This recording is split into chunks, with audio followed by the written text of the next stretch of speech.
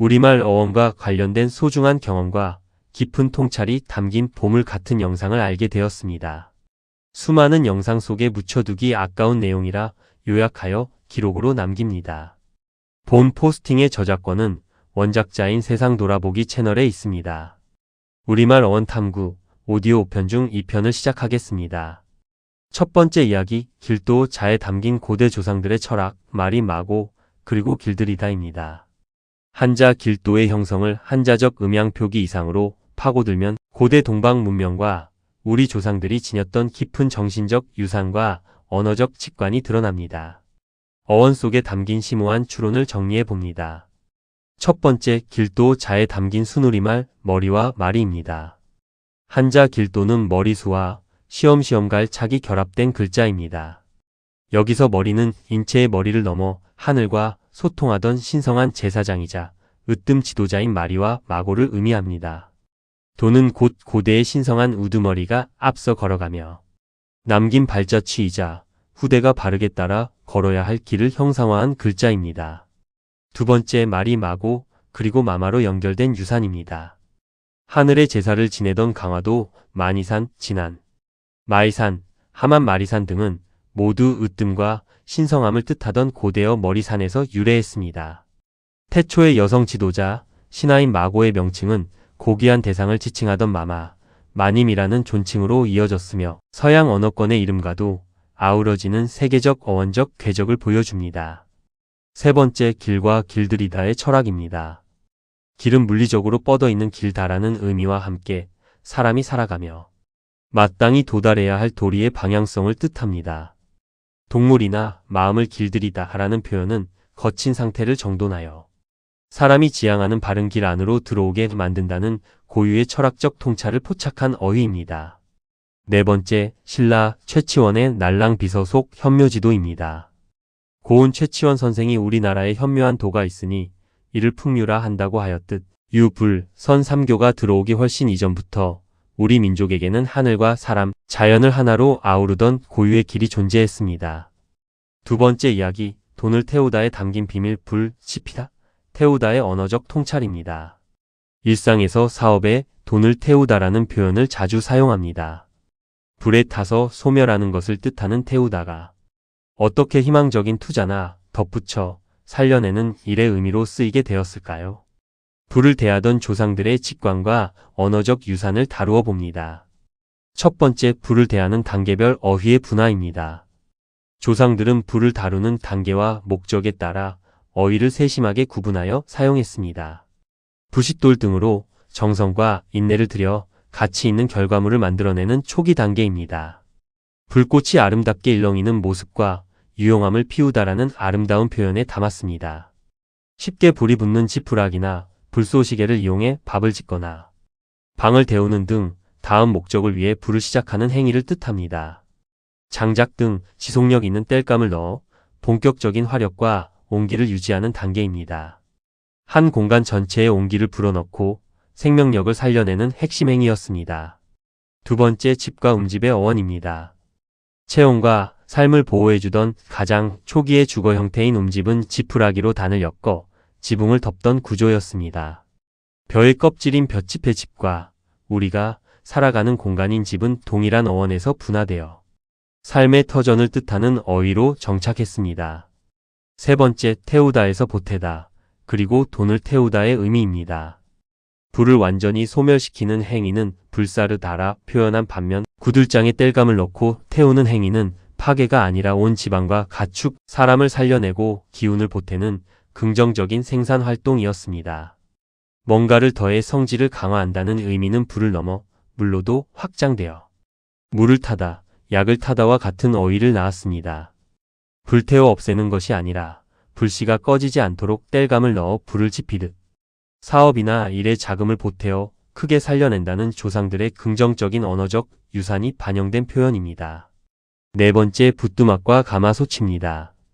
붓두막은 불이 밖으로 새어나오지 않도록 불의 뚜껑을 막는다는 기능적 특징에서 유래한 고유어 표기입니다. 고대어에서 검은색을 뜻하던 고마에서 유래하여 검은 솥을 지칭하던 오래된 표기입니다. 세 번째 이야기, 일어나다. 일렁이다 등 자연과 마음을 움직이는 우리말의 깊은 뿌리입니다. 외국인들이 한국어를 배울 때 문자는 쉬운데 말은 너무 어렵다라고 이야기하곤 합니다. 단순히 단어가 많아서가 아니라 그 어휘 속에 담긴 깊은 맥락과 우주관을 이해해야 하기 때문입니다. 무심코 사용하는 일과 일어나다라는 어휘 속에 담긴 조상들의 깊은 철학적 직관을 다루어 봅니다. 첫 번째, 선돌과 일어나다의 의미입니다. 영월 입구의 선돌처럼 누워있던 돌이 똑바로 서 있는 모습을 조상들은 일어섰다라고 표현했습니다. 잠에서 눈을 뜨는 행위가 수동적이고 순간적인 깨달으면 내 의지를 가지고 작동하여 하루를 시작하는 행위는 주체적이고 동적인 일어나다입니다. 본능적 수면을 넘어 내면의 에너지를 작동시키는 주체성이 일의 출발점입니다. 두 번째, 자연현상에서 시작된 일렁이다와 일항입니다. 바다가 단순한 물리학적 반응으로 움직이는 것을 출렁이다라 한 반면 거대한 에너지와 의지를 품고 파도가 거세게 피어오르는 상태를 일렁이다라 불렀습니다. 인간이 인위적으로 땅에 힘을 가해 볼록하게 토양을 일구어 세운 줄기를 일항이라 불렀으며 그와 짝을 이루는 오목한 골짜기를 고랑이라 부르며 농경 문화를 가꾸어 왔습니다. 세 번째, 마음을 움직이는 이르다와 이름입니다. 강제로 명령하는 시키다와 달리 이르다는 이치와 까닭을 설명하여 상대방 내면의 마음을 일렁이게 만들어 스스로 행동하게 유도하는 고급스러운 공감 문화입니다. 이르다의 명사형인 이름은 태어난 아이에게 부모가 살아가며 지향해야 가치를 일러주는 소중한 언어적 유산입니다. 네 번째, 들고 일어나다와 일을 벌이다입니다. 위정자나 지배층이 그릇된 길을 갈 때 민초들이 내면의 뜨거운 에너지를 한데 모아 스스로 주체가 되어 저항하는 역동성을 들고 일어나다라 표현했습니다. 마음속에 품었던 기운을 밖으로 널리 벌려 거대한 파동을 만들어내는 결단적 행위를 지칭합니다. 네 번째 이야기, 가마솥과 쇠금자에 담긴 비밀, 제철 기술과 고마의 유산입니다. 가마솥을 뜻하는 한자와 쇠금자의 형성 과정을 파고들면 고대 동방 문명의 제철 기술 발전과 우리 조상들의 오래된 어원적 흔적이 드러납니다. 흥미로운 언어적 통찰을 정리해 봅니다. 첫 번째, 상형 문자로 바라본 쇠금과 가마솥 부위입니다. 쇠금자는 단순한 형성 문자가 아닌 고대 노천 야철지에서 흙으로 아궁이를 쌓고 장작을 지펴 쇠를 녹여내던 제철 과정을 상형화한 글자로 해석해 볼 수 있습니다. 가마솥 부자는 제철 기술의 발달로 완성된 거대한 솥과 그 위를 덮은 솥뚜껑의 형상을 그대로 본뜬 글자로 고대 대량 조리와 정착 생활을 가능하게 했던 문명적 혁신의 상징이었습니다. 두 번째, 가마솥과 곰국 그리고 고마의 유산입니다. 가마솥의 가마는 검은색이자 신성함을 뜻하던 고대어 고마에서 유래했습니다. 일본어로 신을 뜻하는 가미 역시 같은 어원적 궤적을 보여줍니다. 가마솥의 등장으로 수많은 사람의 허기를 채우고 에너지를 재충전시킬 수 있게 되면서 만들어진 신성한 음식이 바로 곰국이었습니다.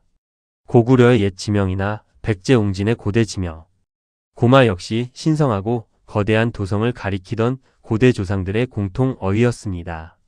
세 번째, 금의 두 가지 발음 궤적, 친과 금입니다. 중국 및 동아시아어에서 한자 금이 친 또는 진으로 발음되는 궤적은 북방 유목, 문명의 지명 및 국가 명칭과 깊은 연관을 보이는 것으로 분석됩니다.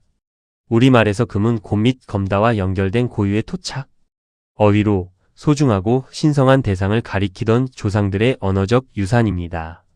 네 번째, 중앙아시아와 연결된 우마이와 어머니입니다. 중앙아시아 고대 신화에서 땅과 풍요를 관장하던 여신, 우마이는 우리말에서 지방과 생명을 지키는 어머니라는 어휘로 살아 숨쉬고 있습니다. 하늘의 왕을 뜻하는 중앙아시아의 탱그리와 칸이 결합된 형태가 바로 우리 고대사의 중심인 단군이라는 어원적 통찰을 보여줍니다. 다섯 번째 이야기, 박다와 알, 동방 고대사에서 지명으로 이어지는 빛의 역학입니다. 동지 팥죽의 새알신부터 고대 국가의 수도 지명, 그리고 일상 어휘 속에 새겨진 알과 박다의 어원을 파고들면 태양을 숭상하며 동쪽으로 이동해온 고대 조상들의 깊은 우주관과 언어적 직관이 드러납니다. 흥미로운 언어적 통찰을 정리해 봅니다. 첫 번째, 알과 박다의 생명과 태양의 원형입니다. 알은 둥근 형태이자 태양, 광채, 생명의 근본을 뜻하는 가장 오래된 어휘입니다. 고대 난생 신화에 등장하는 알이나 내면의 정신을 뜻하는 을, 사물의 핵심을 뜻하는 알자 백이 역시 이 어원과 결합되어 있습니다. 고대어에서 박다는 단순히 시각적인 맑음뿐 아니라 태양이 떠오르는 붉은 기운과 성스럽고 풍요로운 터전을 가리키던 공통 어휘로 해석해 볼 수 있습니다. 두 번째, 고대 지명 속에 남은 박다의 흔적입니다. 고조선의 수도 아사달과 신라의 수도 서라벌은 모두 동쪽에서 밝아오는 태양의 기운을 담은 지명입니다. 한반도에서 일본 후쿠오카로 건너간 조상들이 정착한 첫 거점인 하카타 역시 우리말 박다의 발음을 한자로 차용한 것입니다. 중앙아시아의 아라레나 바이카로 역시 신성하고 밝은 알이라는 의미적 궤적을 보여줍니다. 세 번째, 얼굴에 담긴 정신적 유산입니다. 태양과 생명의 근본인 알이 사람의 내면에 정착하면 을과 얼이 됩니다. 얼굴은 한 사람의 내면, 정신과 삶의 궤적인 얼이 서려 있는 골짜기라는 뜻으로 조상들의 감각적인 철학 표현이 담긴 어휘로 분석됩니다. 네 번째, 최치원의 날랑비서 속 풍류의 이두식 해석입니다. 신라 고운 최치원 선생이 표현한 풍류를 한자, 표기 그대로의 바람과 물결이 아닌 이두식 표기로 해석하는 시각이 존재합니다. 이는 곧 하늘의 태양과 생명의 밝음으로 세상을 이롭게 하려 했던 홍익인간의 정신이자 우리 고유의 정신적 유산인 밝음의 도를 한자로 기탁하여 표현한 것으로 풀이해 볼 수 있습니다. 여섯 번째 이야기, 아들과 딸, 햇님과 달님으로 이어지는 고대 우주관의 유산입니다. 일상에서 가장 기본적이고 흔하게 쓰는 단어인 아들과 딸의 어원을 파고들면 태양과 달을 중심으로 세상을 바라보던 고대 조상들의 깊은 우주관과 언어적 직관이 드러납니다. 흥미로운 언어적 통찰을 정리해 봅니다. 첫 번째, 알에서 유래한 아들입니다. 아들의 어근인 알은 둥근 형태이자 내면의 에너지를 품은 신성한 씨앗, 즉 태양을 의미하는 가장 오래된 어휘입니다. 태양의 밝고 활기찬 기운을 품은 존재라는 의미에서 알의 복수를 뜻하는 전미사나 자음이 결합되어 아들로 정착된 것으로 분석해 볼 수 있습니다. 두 번째, 달에서 유래한 딸입니다. 중앙아시아와 동아시아 고대어에서 산이나 높은 곳 또는 음양의 대칭점을 가리키던 어휘는 몽골어와 고구려어 등에서 달이라는 형태로 정착되었습니다. 신성한 땅을 뜻하던 아사달이나 응달과 양달의 달은 태양에 대비되는 자애롭고 정적인 기운을 지칭하는 표기였습니다. 태양을 상징하는 아들에 대칭하여 달에 은은하고 포근한 기운을 가진 아이를 딸이라 부르기 시작한 조상들의 언어적 대칭성이 드러나는 지점입니다. 세 번째, 알록달록과 중앙아시아의 지명적 연관성입니다. 중앙아시아의 천산산맥 주변 고산지대는 시간과 해의 각도에 따라 암벽과 빙하의 색깔이 다채롭게 바뀌는 신성한 장소였습니다. 태양의 빛과 산의 기운이 어우러져 반짝이는 다채로운 형상을 가리키던 고대 조상들의 감각이 오늘날 알록달록이라는 정겨운 순우리말 속에 남아있는 것으로 풀이됩니다. 네 번째, 햇님과 달님, 조화의 철학입니다. 아들과 딸은 단순히 성별을 구분하는 단어가 아니라 하늘의 해와 달처럼 두 기운이 조화롭게 어우러져 가정을 이루고 세상을 이어간다는 고대 조상들의 깊은 철학적 직관이 담긴 완성된 언어 유산으로 볼 수 있습니다. 일곱 번째 이야기, 을과 알, 얼굴, 어른, 올바르다 속에 숨겨진 고대 철학의 유산입니다. 일상에서 무심코 사용하는 어른, 얼굴, 얼개, 올바르다라는 어휘 속에는 하늘의 이치와 사람의 내면을 하나로 바라보던 고대 조상들의 깊은 우주관과 언어적 직관이 담겨 있습니다. 흥미로운 언어적 통찰을 정리해 봅니다. 첫 번째, 알과 을의 의미입니다. 알은 우주의 근원이자 태양, 생명의 씨앗을 지칭하는 가장 원초적인 고유어입니다. 태양의 기운인 알이 사람의 내면이나 사물의 원리로 정착하면 을과 얼이 됩니다. 주관이나 중심이 없는 상태를 얼빠졌다 표현하는 것 역시 내면의 주체적인 을이 부재함을 가리키는 고유한 언어적 표현입니다. 두 번째, 어른, 어르신 그리고 아름답다입니다. 어른은 삶의 이치와 정신적 기운인 을이 성숙한 단계에 이른 사람을 뜻합니다. 미약한 존재의 슬픔과 아픔을 따스하게 어루만져주는 존귀한 대상을 지칭하던 표기로 공동체의 안녕을 보살피던 어른에 대한 깊은 경의가 담겨 있습니다. 풍성함과 정신적 기준에 완벽하게 부합함을 뜻하는 표기로 한아름, 아름드리와 같이 풍요로운 생명력을 나타내는 어휘로 확장되었습니다. 세 번째, 얼굴과 얼개, 세상을 바르게 조율하는 기준입니다. 얼굴은 한 사람이 품은 내면의 정신과 삶의 자국인 얼이 서려 있는 골짜기라는 뜻으로 분석됩니다. 세상과 프로젝트의 틀을 짜는 얼개는 우주와 자연이 돌아가는 가장 마땅한 법칙에 부합하도록 구조화한 시스템을 지칭합니다. 관계 속에서 가장 알맞은 적정 가치를 묻는 얼마나, 적절한 시점을 가리키는 언제, 적합한 장소를 뜻하는 어디 역시 을에서 파생된 표현으로 풀이해 볼 수 있습니다.